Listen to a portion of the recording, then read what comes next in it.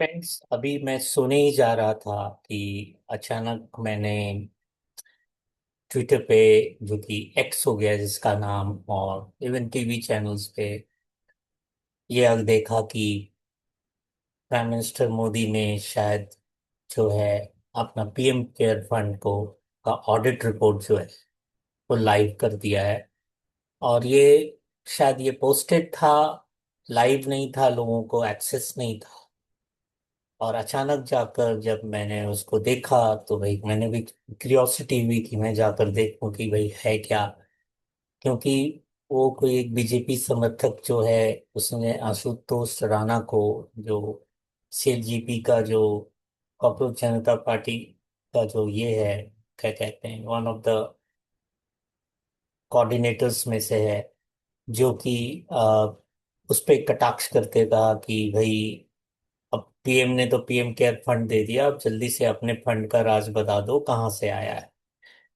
मुझे समझ में नहीं आता कि एक छोटे से अन्य से वॉलंटियर्स, एक छोटे से, आप कह सकते हो, ग्रुप के, हालांकि छोटा तो नहीं है, अब तो बहुत लार्ज हो गया है वो, लेकिन जिसका कोई लुक स्टैंडर्ड नहीं है। बस ये है कि उन्होंने एक धरना प्रदर्शन किया, उसमें एक मंत्री का इस्तीफा दे दिया, उनको इमीडिएट सक्सेस मिल गई। उसके एक व्यंग्यात्मक कमेंट का एक टीवी चैनल पे इतना असर हुआ कि जिस चीज को, मतलब जिस चीज के लिए पॉलिटिकल पार्टीज, अपोजिशन और पूरी जनता जो है वो इतनी हु एंड क्राई मचाई हुई थी कि पीएम केयर्स फंड का को पब्लिक क्यों नहीं कर रहे हैं, उसका क्या है, उसके बारे में कई बार आरटीआई भी डाला गया था, तो ये कह के मना कर दिया था कि आरटीआई के दायरे में नहीं आता है। मतलब किसी तरह से हश हश किया जाता था, एंड सडनली पब्लिक में आ गया। एंड सडनली पब्लिक जिस डेट का स्टैंप एंड साइन लगा हुआ है, और 6 ऑफ अगस्त एंड 8 ऑफ अगस्त का है। मतलब ये 2-3 दिन में ये सारा कुछ हुआ है, और बाकी सारा पब्लिक किया गया।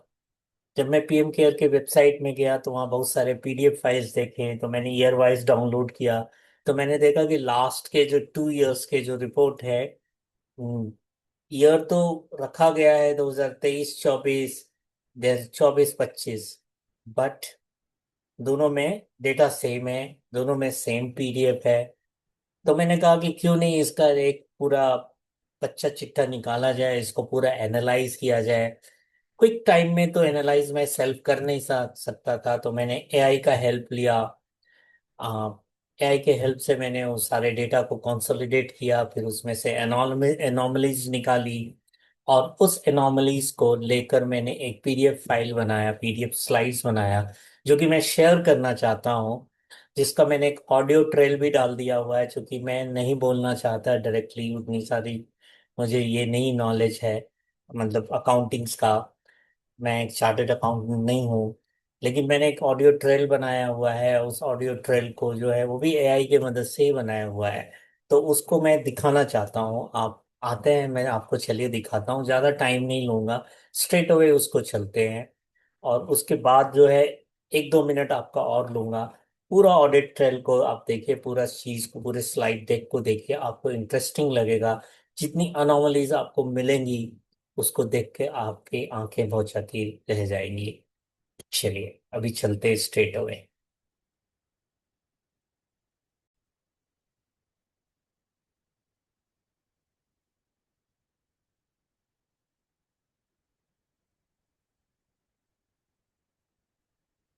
हम्म। क्या होता है जब एक मल्टी बिलियन फंड के ऑडिटेड फाइनेंशियल स्टेटमेंट्स पर साल 2026 की फ्यूचर डेट में हस्ताक्षर किए जाते हैं। आज की इस समीक्षा में हम पीएम केयर्स फंड के फाइनेंशियल डेटा पर तैयार की गई आपकी रिपोर्ट का सीधा आकलन कर रहे हैं। बिल्कुल। और मुझे लगता है शुरुआत हमें उन 50,000 वेंटिलेटर से जुड़े 202 करोड़ के रिफंड वाले हिस्से से करनी चाहिए। मतलब रिपोर्ट मुद्दा तो उठाती है, लेकिन जो फाइनेंशियल रिकंसिलिएशन का गणित है वो पूरी तरह मिसिंग है। हाँ यार, ड्राफ्ट के इस हिस्से में ना 202 करोड़ का फिगर बस एक बम की तरह गिरा दिया गया है। आपने एफ वाई 2020-21 और एफ वाई 2021-22 में डिसबर्सल्स का जिक्र किया है, और फिर अचानक एफ वाई 2022-23 में रिफंड दिखा दिया। Exactly exactly। और कमजोरी यही है कि ये महज एक सस्पेंस क्रिएट करता है। मतलब आप रीडर को नंबर्स दे रहे हैं और उम्मीद कर रहे हैं कि वो खुद मैथ कर लेगा। जो कि रीडर कभी नहीं करता। फाइनेंशियल रिपोर्ट्स पढ़ते समय कोई भी अपने दिमाग में करोड़ों का कैलकुलेशन नहीं कर रहा होता। सही बात है। अगर हम चाहते हैं कि अकाउंटेबिलिटी तय हो, तो मेरा सजेशन ये है कि इस सेक्शन को एक मिसिंग मैथ फ्रेमवर्क के तहत दोबारा लिखा जाए। हाँ, और इस फ्रेमवर्क के लिए ना ऑथर को अपनी रिपोर्ट में एक स्पेसिफिक रिकंसिलिएशन टेबल ड्रॉ करनी चाहिए। मतलब आप टोटल डिसबर्स्ड अमाउंट लीजिए, उसमें से इस रिफंड को सब्ट्रैक्ट कीजिए। एक विजुअल ब्रेकडाउन। बिल्कुल। और एक बड़ा सा बोल्ड कॉलम बनाइए जिसे एक्चुअल नेट स्पेंड नाम दे, जो कि 1943 करोड़ रुपए आता है। रीडर की नजर सीधे इस नेट स्पेंड पे जानी चाहिए। लेकिन जरा रुकिए, यहाँ let me play devil's advocate. अगर मैं ये रिपोर्ट पढ़ रहा हूं, तो मेरे दिमाग में सबसे पहला ख्याल ये आएगा कि गवर्नमेंट प्रोक्योरमेंट में 202 करोड़ का वापस आना कोई बड़ी बात नहीं है। अच्छा, आप रूटीन एडजस्टमेंट्स की बात कर रहे हैं। हाँ हाँ, मतलब ये महज एक रूटीन कॉन्ट्रैक्चुअल एडजस्टमेंट हो सकता है ना। इतने बड़े स्केल पर एडवांसेस दिए जाते हैं, फिर सेटलमेंट्स होते हैं। क्या हम ऑथर से एक स्टैंडर्ड प्रोसेस को बेवजह तूल देने के लिए कह रहे हैं? देखिए, स्टैंडर्ड अकाउंटिंग हमेशा एक पेपर ट्रेल छोड़ती है और ड्राफ्ट में यही एग्जैक्ट पॉइंट गायब है। अगर ये एक रूटीन एडजस्टमेंट है तो उन 50,000 वेंटिलेटर्स के लिए एक फाइनलाइज्ड यूनिट कॉस्ट होनी चाहिए। पॉइंट है। ऑथर की रिपोर्ट की कमजोरी ये नहीं है कि उन्होंने किसी कॉन्स्पिरेसी को मिस कर दिया। कमजोरी ये है कि उन्होंने यूनिट कॉस्ट के ऑडिट ट्रेल की मांग ही नहीं की। तो इसका मतलब रिपोर्ट में सिर्फ सवाल पूछना काफी नहीं है, ऑथर को रीडर के सामने कॉन्क्रीट ऑप्शंस रखने होंगे। हाँ, और मेरा कॉन्क्रीट सजेशन ये है कि ऑथर अपने टेक्स्ट में एक्सप्लिसिटली दो अलग हाइपोथेसिस लिखें। पहला, कि क्या डिलीवरी पूरी हुई ही नहीं और ऑर्डर साइज बीच में घटा दिया गया। और दूसरा? या दूसरा ये कि क्या ये रिफंड किसी ऑपरेशनल फेलियर की पेनल्टी थी। जब आप रिपोर्ट में ये स्पेसिफिक सिनेरियोज लिखते हैं ना, तो आप रीडर को सोचने पर मजबूर करते हैं। हाँ, आप उसे बताते हैं कि देखिए, या तो सामान कम आया है या सामान खराब था। और अगर ऑथर इन दोनों को डिटेल में एक्सप्लोर करता है, तो रिपोर्ट की टोन पैसिव से एक्टिव इन्वेस्टिगेशन वाली हो जाएगी। बिल्कुल। ऑथर को ये भी हाईलाइट करना चाहिए कि अगर अकाउंट्स में यूनिट कॉस्ट का ब्रेकडाउन नहीं है तो ये ट्रांसपेरेंसी का बहुत बड़ा फेलियर है। और ट्रांसपेरेंसी का ये फेलियर, या कहें ये गायब ऑडिट ट्रेल, कोई आइसोलेटेड गलती नहीं है। ये असल में एक बहुत बड़े ऑब्स्क्यूसेशन पैटर्न का पहला सुराग है, जो हमें रिपोर्ट की दूसरी बड़ी कमजोरी की ओर ले जाता है। हाँ, वो एफआई 2021 के फंड्स और एफआई 2024 के बंडल्ड रिफंड्स के बीच का मिसिंग लिंक। एग्जैक्टली। ड्राफ्ट में अलग अलग सालों में जो ट्रिकल बैक रिफंड्स आए हैं, और फिर FY 2023-24 में उनके बंडल्ड होने का डॉक्यूमेंटेशन तो है, लेकिन इन दोनों के बीच का जो ढांचागत या कहें स्ट्रक्चरल नैरेटिव है, वो बहुत कमजोर है। अगर आप ड्राफ्ट को देखें तो ऑथर ने पहले आउटफ्लोज गिनाए हैं, जैसे मेकशिफ्ट हॉस्पिटल्स के लिए 50 करोड़ और पीएसए ऑक्सीजन प्लांट्स के लिए 201 करोड़। हम्म फिर कुछ पैराग्राफ्स के बाद अचानक एफवाई 2023-24 में 84 करोड़ के रिफंड्स फ्रॉम इम्प्लीमेंटिंग एजेंसीज का जिक्र किया है। यहाँ वीकनेस ये है कि इन्हें अलग अलग पेश करने से ये बस एक एडमिनिस्ट्रेटिव डिले लगता है। हाँ, रीडर को ये महसूस ही नहीं होता कि ये ट्रांसपेरेंसी को खत्म करने की एक सोची समझी रणनीति हो सकती है। जब आप पॉइंट्स को बुलेट्स में बिखेर देते हैं, तो उनका इम्पैक्ट खत्म हो जाता है। तो सजेशन ये है कि इन अलग अलग डेटा पॉइंट्स को जोड़कर एक डिग्रेडेशन नैरेटिव तैयार किया जाए। ऑथर को दिखाना होगा कि जैसे जैसे फंड का आकार बढ़ा, लाइन आइटम ट्रांसपेरेंसी कैसे जानबूझकर खत्म की गई। और इसे अचीव करने के लिए कोई कॉन्क्रीट तरीका? हाँ, इसके लिए ना ऑथर को अपनी रिपोर्ट में एक 5 ईयर ऑडिट इंटेग्रिटी मैट्रिक्स का ढांचा इस्तेमाल करना चाहिए। ये एक बहुत स्ट्रॉन्ग विजुअल टूल हो सकता है। अच्छा, ये मैट्रिक्स किस तरह काम करेगा? मतलब इसे कैसे डिजाइन करना चाहिए? आप रोज में फाइनेंशियल ईयर्स रखें और कॉलम्स में प्रोजेक्ट लेवल ट्रांसपेरेंसी का स्टेटस। ऑथर को दिखाना चाहिए कि FY 2022-23 तक रिफंड्स को अलग अलग प्रोजेक्ट्स के नाम से दर्ज किया जाता था। मतलब पहले पता होता था कि किस हॉस्पिटल या किस ऑक्सीजन प्लांट से पैसा वापस आया है। बिल्कुल। और फिर अचानक FY 2023-24 की रो में दिखाइए कि कैसे सभी इनकमिंग रिटर्न्स को रिफंड फ्रॉम इम्प्लीमेंटिंग एजेंसीज नाम के एक ही अपारदर्शी लाइन आइटम में डंप कर दिया गया। ये तो वो बात हो गई ना कि एक लीकी बकेट है, पानी बाहर जा रहा है वापस आ रहा है, आप सालों तक ट्रैक कर रहे थे, लेकिन आखिरी साल में आकर किसी ने बाल्टी पर एक काला कपड़ा डाल दिया। हाँ, ताकि कोई देख ना सके कि पानी कहाँ से आ रहा है। और ऑथर का जो मौजूदा ड्राफ्ट है वो सिर्फ जमीन पर गिरे पानी की ओर इशारा कर रहा है। उन्हें उस काले कपड़े की ओर इशारा करना है। एग्जैक्टली जब 84 करोड़ रुपए बिना किसी सोर्स के वापस आते हैं तो ये एक बहुत बड़ा रेड फ्लैग है। ऑथर को अपनी रिपोर्ट में इस बात पर भी जोर देना चाहिए कि पीक महामारी के दौरान जो फंड्स पूरी तरह से खर्च दिखाए गए थे, उनका सालों बाद वापस आना क्या संकेत देता है? उन्हें रिपोर्ट में साफ लिखना चाहिए कि ये फंड्स के भारी ओवर एस्टिमेशन या अंडर यूटिलाइजेशन का सीधा सबूत है। इमरजेंसी के समय पैसा एलोकेट हुआ और सालों बाद बिना किसी एक्सप्लेनेशन के वापस आ गया। हाँ, ऑथर को पूछना चाहिए कि क्या उस वक्त वाकई उन पैसों की जरूरत थी। मैट्रिक्स का इस्तेमाल करके जब ऑथर ये नैरेटिव खड़ा करेगा तो रीडर को समझ में आएगा कि ट्रांसपेरेंसी खराब नहीं हुई है, उसे सिस्टमैटिकली डिसमेंटल किया गया है। और पता है, बाल्टी पर डाला गया ये काला कपड़ा सिर्फ सोर्सेस को नहीं छुपाता, ये तो दस्तावेजों की लीगैलिटी को भी ढक रहा है, जो आपके ड्राफ्ट की आखिरी और सबसे गंभीर कमी। बिल्कुल, वो जो बुनियादी फॉर्मेटिंग एनोमलीज और फ्यूचर डेटेड ऑडिटर सिग्नेचर्स हैं, रिपोर्ट में उन्हें केवल क्लेरिकल एरर्स के रूप में फ्रेम किया गया है, जो इस पूरे खुलासे की गंभीरता को खत्म कर देता है। ड्राफ्ट के आखिरी सेक्शन में ऑथर ने क्लोजिंग बैलेंस और ओपनिंग बैलेंस के बीच erratic comma placement point out किया है। एक जगह फिगर में कॉमा अलग है, दूसरी जगह बिल्कुल अलग। और साथ ही चार्टर्ड अकाउंटेंट्स और सरकारी अफसरों के वो 7 अगस्त 2026 के फ्यूचर डेटेड सिग्नेचर्स। सबसे बड़ी कमजोरी ये है कि ऑथर ने इसे महज लापरवाही मान लिया है। हाँ, जब आप खुद इसे टाइपो या केयरलेस फॉर्मेटिंग कहते हैं ना, तो रीडर इसे एक मामूली मानवीय भूल मानकर आगे बढ़ जाता है। वो सोचता है डेटा एंट्री वाले से कॉमा गलत लग गया होगा या साल प्रिंट होने में एरर आ गया होगा।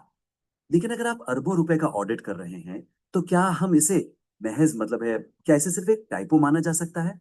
अगर हम ओपनिंग बैलेंस और क्लोजिंग बैलेंस में बुनियादी अंकों पर भरोसा नहीं कर सकते, तो क्या उन करोड़ों रुपए के फिक्स डिपॉजिट्स और डिसबर्सल्स के जटिल आंकड़ों पर भरोसा किया जा सकता है जो भीतर के पन्नों पर दर्ज है? बिल्कुल नहीं। यही आर्ग्यूमेंट ऑथर को अपनी रिपोर्ट में फ्रंट एंड सेंटर रखना है।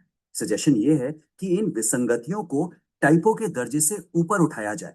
हाँ, उन्हें इसे फिड्यूशरी रिस्पॉन्सिबिलिटी की ढांचागत विफलता, मतलब स्ट्रक्चरल फेलियर, और ऑडिट ट्रेल के पूर्ण पतन के रूप में स्थापित करना चाहिए। कॉन्क्रीट एग्जाम्पल के तौर पर ऑथर को रिपोर्ट में ये आर्ग्यूमेंट ड्राफ्ट करना चाहिए कि मल्टी बिलियन फंड के अकाउंट्स में इस तरह की इनवैलिड नंबरिंग फॉर्मेट्स ये साबित करती है कि बुनियादी प्रूफ रीडिंग प्रोसेस एग्जिस्ट ही नहीं करता। ये कोई सॉफ्टवेयर एरर नहीं है यार, ये ओवरसाइट का कंप्लीट फेलियर है। और वो जो 2026 की भविष्य की तारीखों वाले सिग्नेचर्स है ना, ऑथर को सीधे दस्तावेज की लीगैलिटी पर सवाल उठाना चाहिए।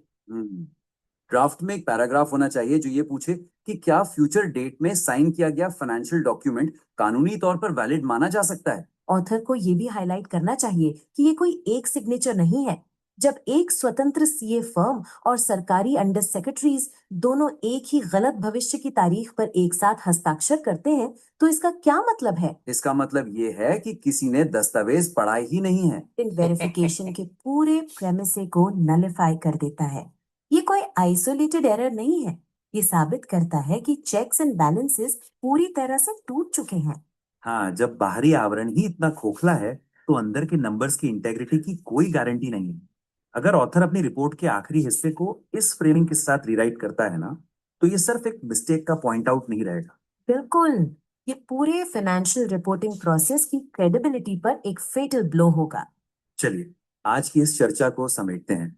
रिपोर्ट का फाउंडेशन बहुत मजबूत है, लेकिन इम्पैक्ट क्रिएट करने के लिए 3 बड़े बदलाव जरूरी हैं। सबसे पहले, 202 करोड़ रिफंड वाले हिस्से में एक्चुअल नेट स्पेंड का मिसिंग मैथ फ्रेमवर्क और यूनिट कॉस्ट हाइपोथेसिस ऐड करें। दूसरा, अलग अलग रिफंड्स और बंडल लाइन आइटम्स को अलग अलग बताने के बजाय एक 5 ईयर ऑडिट इंटेग्रिटी मैट्रिक्स का इस्तेमाल करके उसे डिग्रेडेशन नैरेटिव के रूप में आपस में जोड़ें। और आखिर में कॉमास और फ्यूचर डेटेड सिग्नेचर्स को टाइपोज कहने के बजाय उन्हें फिड्यूशरी रिस्पॉन्सिबिलिटी और ऑडिट ट्रेल के स्ट्रक्चरल कोलैप्स के रूप में पेश करें। इन एक्शनेबल सजेशंस के साथ अपने ड्राफ्ट को रीराइट करें और हमें दोबारा भेजें। हमें ये देखने का इंतजार रहेगा कि ये बदलाव आपकी रिपोर्ट को कितनी गहराई और धार देते हैं। सो दोस्तों, देखा, ये रहा इनका हिसाब किताब। पूरा ये जो ऑडियो ट्रेल, जो मैंने ऑडियो ओवरव्यू बनाया है, वो मतलब आप देखिए, बहुत ही सिस्टमैटिकली जो है पूरे इस आपको ऑडिट का कच्चा चिट्ठा खोल देता है। कितनी ओपेक है, कितनी ट्रांसपेरेंसी बनाई गई है, और कितना जो है ये सक्सेसफुल है लोगों के दिमाग में इम्पैक्ट डालने का। मतलब जल्दीबाजी में किसी एक वॉलंटियर के, एक नई बनाई हुई पॉलिटिकल आउटफिट, पॉलिटिकल नहीं कहेंगे, एक कह सकते हैं प्रेशर ग्रुप के एक वॉलंटियर के एक टीवी चैनल पे दिए हुए कमेंट पे आप कमेंट से इतना घबरा गए हैं कि आपने तुरंत आनन फानन में जैसे तैसे पोस्ट डेटेड सिग्नेचर करवा के, मतलब 2023-24 का जो है ऑडिट करवा रहे हैं, और उसका सिग्नेचर जो है और साइन और स्टैम्प जो है वो अब लग रहा है। कमाल नहीं है? मुझे मालूम नहीं, I am not a tax expert, I am not a accounting expert and all. जो हैं वो मुझे बताएं, क्या मैं गलत हूँ, क्या मेरी सोच गलत है। लेकिन मुझे तो सर, मैं बताऊं, मुझे तो दाल में कुछ काला नहीं है, दाल ही पूरी काली नजर आती है। और जो ब्लैक कर्टेन की बात स्पीकर्स ने की है ना, वो ब्लैक कर्टेन ही है, जिसको आनन फानन में हटाया गया है, और बिना ये सोचे समझे कि वो सारा कुछ एक्सपोज हो जाएगा। अभी बहुत सारे चार्टेड अकाउंटेंट ने ट्विटर और सोशल मीडिया पे इसकी, मतलब बत्तियां जो है, जो भी उखाड़नी जो होती है उसके जो छिल छिल के निकालते हैं ना, वो सारी धज्जियां उड़ाना शुरू कर दिया है। आने वाले समय में पता चलेगा बॉस है क्या। तो ये क्विक वीडियो, मैं तो आज वीडियो डालने वाला था, नहीं मालूम नहीं हमारे देश में हो क्या रहा है। मैं एक वीडियो बना के डालता हूँ और तुरंत कुछ एक ऐसा मुद्दा आ जाता है कि मुझे तुरंत एक दूसरा वीडियो बना के डालना पड़ता है। मतलब सेम डेट में मैं दो दो वीडियो डाल रहा हूँ। तो आप हमारे जो रेगुलर दर्शक हैं वो भी थोड़े पागल हो जाएंगे, यार कितना वीडियो डाल रहा है ये। देखिए, जो इम्पोर्टेंट मुद्दे होते हैं उसको मैं हाईलाइट करता हूँ। देखिए, समझिए। अगर आपको अच्छा लगे तो फ्रेंड्स एंड फैमिली से शेयर कीजिए। बाकी आप भी समझदार हैं, मैं भी समझदार हूँ। ये ऑडिट कितना बढ़िया, कितना ऑडिटेड है, कितना ट्रांसपेरेंट है, वो तो आपको भी पता है, मुझे भी पता है। कैसे हैफेजर्ड वे में बनाया गया, कितने हेस्टी वे में तैयार किया गया। बताया उन्होंने, स्पीकर ने, कि ऐसा लगता है कि इस रिपोर्ट को कोई पढ़ा ही नहीं है और सीधे साइन कर दिया है। एंड एक्चुअली वही हुआ है। So let's see what comes in future. जैसे भी आता है इसका कोई ये चीजें, मैं उसके बारे में भी बताऊंगा। तब तक के लिए बाय बाय, टाटा। मैंने छोटा शॉर्ट वीडियो बनाने की कोशिश की है अपने हिसाब से। आपके लिए फिर भी लंबा होगा। अगर आपको नहीं पसंद आया तो इग्नोर कीजिए, पसंद आया तो फ्रेंड्स एंड फैमिली से शेयर कीजिए। Thank you very much, bye bye.